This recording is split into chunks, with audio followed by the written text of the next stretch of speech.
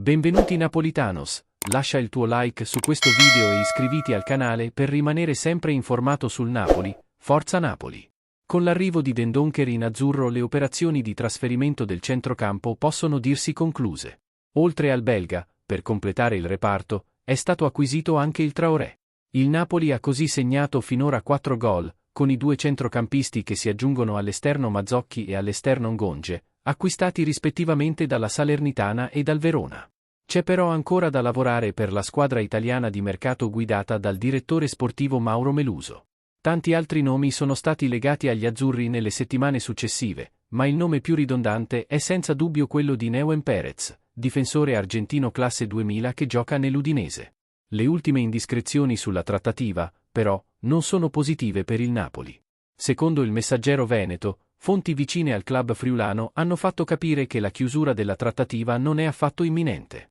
L'Udinese vuole trattenere il difensore centrale argentino, almeno fino alla fine della stagione, e prenderebbe in considerazione un trasferimento solo a fronte di un'offerta sostanziosa, del valore di almeno 20 milioni di euro. Inoltre, bisogna tenere conto del legame del giocatore con l'Atlético de Madrid. L'Udinese dovrà trattare con il club spagnolo, che fino a prova contraria ha comunque il diritto di riacquistare il giocatore per un valore di 12,5 milioni di euro, se i colchoneros volessero riportarlo in Spagna entro il 1 luglio 2024. Il prezzo salirebbe a 15 milioni se volessero completare l'operazione nel 2025.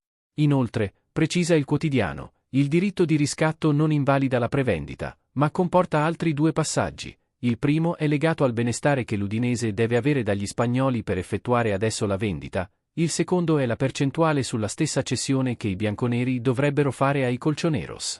Motivi per cui l'Udinese spinge per un'offerta alta dal Napoli. Secondo te? Di quanti rinforzi ha bisogno il Napoli? Lascia il tuo commento al video e iscriviti al canale. Grazie.